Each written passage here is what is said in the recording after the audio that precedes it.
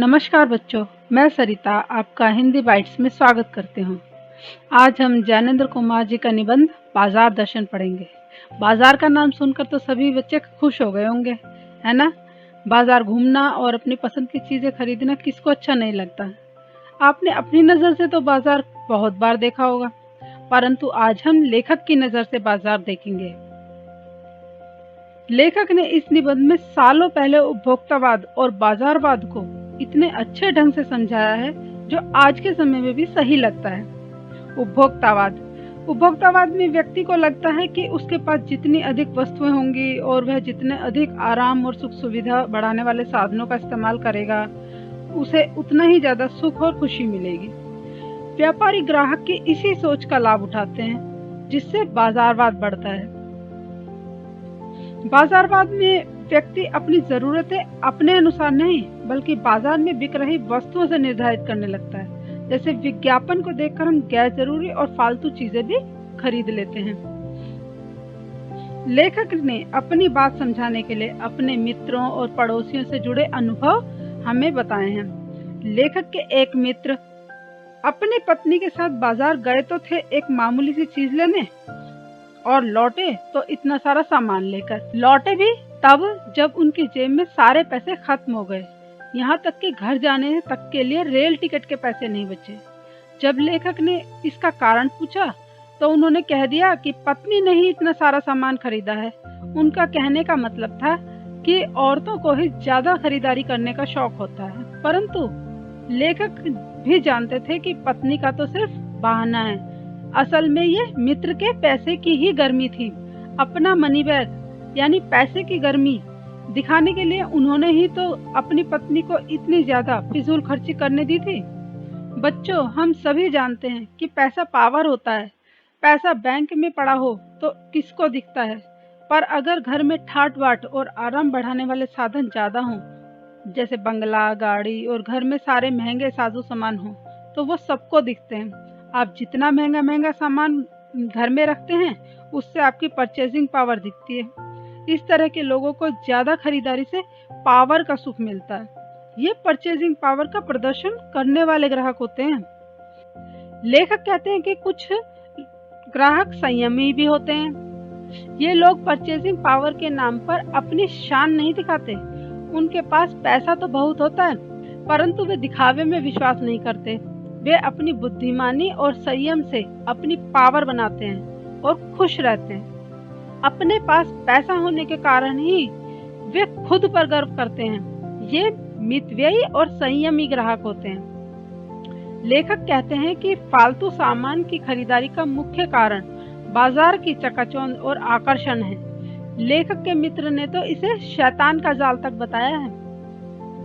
बाजार इस तरह सजा होता है कि मानो लोगों को बुला रहा है। बाजार की चकाचौंध व्यक्ति को अंधा बना देती है और हर किसी को ऐसा लगने लगता है कि उसके पास जो भी सामान है वो कम है।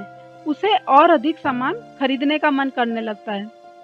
जैसे कि हम बाजार की रंग बिरंगी लाइटों से प्रभावित होकर कोई महंगी ड्रेस खरीद लेते हैं और घर लाने के बाद पता चलता है कि ये आधी कीमत में फुटपाथ पर ही मिल जाती है।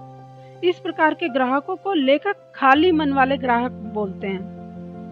ऊंचे बाजारों का आमंत्रण मूक होता है, यानी मौन होता है। जैसे वे सेल लगाते हैं और दुकान की साज सजावट करते हैं, जिससे ग्राहक आकर्षित हो जाते हैं और वे उनके मायाजाल में फंस जाते हैं। वे कहकर ग्राहकों को नहीं बुलाते, बल्कि ऐसा माहौल तैयार कर देते हैं कि ग्राहक खुद खींचे चले आते हैं।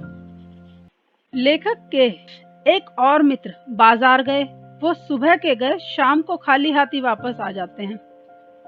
बाजार में सारा सामान ऐसा होता है कि मन करता है कि सब कुछ ही खरीद लो। वही उनके मित्र के साथ भी हुआ। वे सब कुछ खरीद लेने की चाहत में कुछ भी नहीं ले पाए, क्योंकि वे एक वस्तु लेते तो बाकी सब छूट जाती और वे कुछ भी नहीं छोड़ना चाहते थे, इसीलिए वे कुछ भी नहीं ले पाए। बच्चों, जब हमें पता नहीं होता ना कि हमें बाजार से लाना क्या है, तो ऐसे में मन करता है कि सब कुछ ही ले लो, और ऐसे में कुछ भी नहीं ले पाते। लेखक कहते हैं कि बाजार का आकर्षण रूप का जादू होता है। बाजार के रूप का जादू तभी असर करता है जब जेब भरी हो और मन खाली हो। जब व्यक्ति का मन खाली होता है तो अनाप शनाप खरीदारी करता है। बाजार का जादू सिर चढ़कर बोलता है और जादू उतरते ही फैंसी चीजें बेकार लगने लगती हैं। बच्चों, कभी न कभी आपके साथ भी ऐसा जरूर हुआ होगा कि बाजार में आपको कोई चीज बहुत अच्छी लगी और आपने खरीद ली, परंतु घर आकर वही चीज बेकार लगने लगती है। दुकान की चकाचौंध में हमें पता ही नहीं चलता और हम गलत चीजें खरीद लेते हैं। इसके जादू से बचने के लिए लेखक एक उपाय भी बताते हैं। लेखक कहते हैं कि बाजार तब जाओ जब मन खाली ना हो। जब व्यक्ति घर से सोचकर जाता है कि उसे क्या खरीदना है, तब उसका ध्यान बाजार की दूसरी चीजों पर नहीं जाता। ऐसे ग्राहक को भरे मन वाले ग्राहक कहते हैं। जब मन में लक्ष्य हो तो बाजार आनंद ही देता है। बेकार का सामान भी नहीं खरीदते, उससे फिजूल खर्ची नहीं होती और बाजार घूमने का खूब मजा भी आता है। बाजार का असली काम उसकी कृतार्थता है, जरूरत के समय काम आना, आवश्यकता के समय काम आना। खाली मन से बाजार जाकर अंधाधुंध खरीदारी नहीं करनी चाहिए। लेखक कहते हैं कि हमें मन को बंद नहीं करना चाहिए, क्योंकि मन तो भोला है, वो बाहरी सुंदरता पर, बाजार की साज सजावट पर आकर्षित होगा ही। हमें बुद्धि का भी प्रयोग करना चाहिए। जब मन को पता होगा कि हमें क्या लेना है तो हम वही लेंगे जो हमें चाहिए। मन पर हमारा नियंत्रण होना चाहिए। मन की भी सुननी चाहिए, पर मन को मनमानेपन की छूट नहीं देनी चाहिए। यानी जरूरत के लिए खरीदारी करो, ना कि मन को खुश करने के लिए। लेखक को लगता है कि पैसे में व्यंग्य शक्ति भी होती है। पैदल जाते व्यक्ति के पास से कोई कार गुजर जाए तो कुछ देर के लिए ऐसा लगता है कि मानो यह हमारा मजाक उड़ा रही है। ऐसे में व्यक्ति अपने मन को कोसने लगता है, काश मैंने किसी धनवान के घर जन्म लिया होता। इस पल में हम ये भी भूल जाते हैं कि हमारे माता पिता ने हमारे लिए कितने कष्ट उठाए होंगे। परंतु यह पैसे का व्यंग्य उस चूरन वाले पर बिल्कुल असर नहीं करता। चूरन वाला लेखक का एक पड़ोसी था जिसका नाम था भगत जी। वह चूरन बेचने का काम करता था। वह हर रोज 6 आने का ही चूरन बेचता था, बाकी चूरन में बच्चों को मुफ्त ही बांट देता था। उसके चूरन की इतनी मांग थी कि वह चाहता तो खूब पैसा कमाकर धनवान बन जाता, परंतु पैसे का जादू उस पर चलता ही नहीं था। ना तो वह पैसे जोड़ता था और ना ही उसे सुख साधनों की ही चाहत थी। भगत जी का अपने मन पर पूरी तरह नियंत्रण था। इसका उदाहरण देते हुए लेखक बताते हैं, एक दिन बाजार में लेखक को भगत जी मिले। वे बाजार से नमक और जीरा लेने गए थे। तरह तरह के सुंदर साजो सामान से पूरा बाजार सजा हुआ था और वे उन्हें देखते हुए बाजार से जा रहे थे, परंतु वे उनकी ओर बिल्कुल आकर्षित नहीं हुए। उन्हें नमक और जीरा खरीदना था, सो उन्होंने वही लिया, फिर बाजार से चले गए। लेखक का मानना है कि बाजार को सार्थकता ऐसे ग्राहक ही देते हैं जो जानते हैं कि हमें क्या खरीदना है। असल में ऐसे ग्राहक ही बाजार का कल्याण करते हैं। बाजार का असली लाभ वही उठा सकते हैं जिन्हें अपनी जरूरतों का पता होता है। जो केवल परचेजिंग पावर दिखाने के लिए खरीदारी करते हैं, वे ना तो बाजार का लाभ उठा सकते हैं और ना ही बाजार को सच्चा लाभ दे सकते हैं। ये लोग सिर्फ बाजारूपन को बढ़ावा देते हैं, यानी दिखावे को बढ़ावा देते हैं। दिखावे के चक्कर में लोग एक दूसरे को नीचा दिखाने लगते हैं। ग्राहक और दुकानदार में सद्भाव भी खत्म हो जाता है। ग्राहक पैसे की ताकत दिखाने के लिए ज्यादा खरीदारी करते हैं और दुकानदार छल कपट से बेकार और गैर जरूरी चीजें ग्राहक को बेचता है। दुकानदार सिर्फ अपने फायदे के लिए ग्राहक को लूटने की फिराक में रहता है। लेखक ने अंत में कहा भी है कि अर्थशास्त्र सरासर औंधा है, वह मायावी शास्त्र है, वह अनीति शास्त्र है। यानी बाजार का उद्देश्य मनुष्य की जरूरतों को पूरा करना है, लेकिन मनुष्य की इन्हीं जरूरतों का बाजार में फायदा उठाया जाता है। दुकानदार उन्हीं चीजों का दाम बढ़ा देता है जिनकी ग्राहक को ज्यादा जरूरत होती है।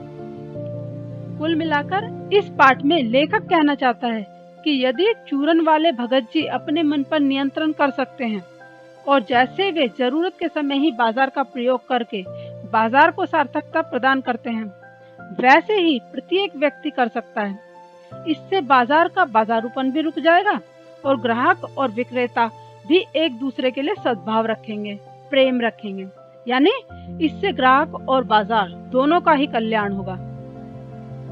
अच्छा बच्चों, उम्मीद है कि आपको ये पाठ समझ आ गया होगा। अब इसके महत्वपूर्ण प्रश्नों पर भी चर्चा कर लेते हैं। बाजार का जादू चढ़ने और उतरने पर मनुष्य पर क्या असर पड़ता है? बाजार में आकर्षक वस्तुएं देखकर उनका मन उसकी तरफ खिंच जाता है और उन वस्तुओं को खरीदने की कमी उन्हें महसूस होने लगती है। फिर उन वस्तुओं को खरीदने के लिए विवश हो जाते हैं, उनका मन करने लगता है और उसके बाद उन वस्तुओं को खरीद लेते हैं। लेकिन जब वो उन वस्तुओं को खरीद के घर जाते हैं तो उन्हें वही चीजें बेकार, अनावश्यक लगने लगती हैं। बाजार में भगत जी के व्यक्तित्व का कौन सा सशक्त पहलू उभर कर सामने आता है? भगत जी का अपने मन पर पूरा नियंत्रण है। वे चौक बाजार में आंखें खोल कर चलते हैं, फिर भी उसकी चकाचौंध से भौचक्के नहीं होते, परेशान नहीं होते। उनका मन क्योंकि पहले ही भरा होता है और वो बाजार के जादू में नहीं फंसते। उनको जो सामान लेना होता है वह वही लेते हैं और बाजार से आ जाते हैं। बाजारूपन से क्या तात्पर्य है? किस प्रकार के व्यक्ति बाजार को सार्थकता प्रदान करते हैं? बाजारूपन से तात्पर्य है दिखावे के लिए बाजार का उपयोग। बाजार छल कपट से निरर्थक बेकार वस्तुएं ग्राहक को बेच देता है और बाजारूपन को बढ़ाता है। अपनी क्रय शक्ति को यानी खरीदारी को, अपनी जेब को दिखाने के लिए लोग फालतू चीजें खरीद लेते हैं। इससे ना तो वो खुद ज्यादा लाभ उठा पाते हैं और ना ही बाजार को सार्थकता प्रदान करते हैं। बाजार के जादू की पकड़ से बचने का सीधा सा उपाय क्या है? बाजार के जादू से बचने का लेखक सीधा उपाय बताते हैं कि घर से सोच कर जाइए कि आपको बाजार से क्या खरीदना है। इससे आप बाजार से वही खरीदेंगे जो आप सोच कर जाते हैं और उसके फालतू चीजों की तरफ आकर्षित नहीं होंगे। मनुष्य को बाजार कब नहीं जाना चाहिए? मनुष्य को बाजार खाली मन से नहीं जाना चाहिए, क्योंकि जब हमारा मन खाली होता है हमें प्रत्येक वस्तु अपनी ओर आकर्षित करती है और कभी कभी हम या तो कुछ खरीद नहीं पाते और या फिर बहुत बेकार चीजों को खरीद लेते हैं। मनुष्य को बाजार कब नहीं जाना चाहिए और क्यों? मनुष्य को बाजार खाली मन से नहीं जाना चाहिए, क्योंकि खाली मन से जब हम बाजार जाएंगे तो फालतू अनाप-शनाप बेकार की चीजें खरीद लेंगे। इस पाठ में किस सद्भाव के हास की बात की गई है? इस पाठ में ग्राहक और विक्रेता के मध्य जो संबंध है उनके सद्भाव की हास की बात की गई है, क्योंकि वो एक दूसरे से लाभ उठाने के प्रयास में रहते हैं और उसके चक्कर में वो सद्भाव भूल जाते हैं, भाईचारे को भूल जाते हैं। इस पाठ में किस प्रकार के ग्राहकों की बात की गई है और लेखक कैसे ग्राहकों को उचित मानते हैं? इस पाठ में कई प्रकार के ग्राहकों की बात की गई है, जैसे परचेजिंग पावर का प्रदर्शन करने वाले ग्राहक, खाली मन वाले ग्राहक, खाली मन और भरी जेब वाले ग्राहक, खाली मन और खाली जेब वाले ग्राहक, भरे मन वाले ग्राहक और मितव्ययी और संयमी ग्राहक, अपव्ययी और असंयमी ग्राहक, बाजार का बाजारूपन बढ़ाने वाले ग्राहक। परंतु लेखक सिर्फ भरे मन वाले ग्राहक को ही उचित बताते हैं, क्योंकि वो अपना लक्ष्य लेकर बाजार जाते हैं और बाजार को पूरे आनंद के साथ घूमते हैं। आशा है आपको यह पाठ अच्छे से समझ आया होगा। धन्यवाद।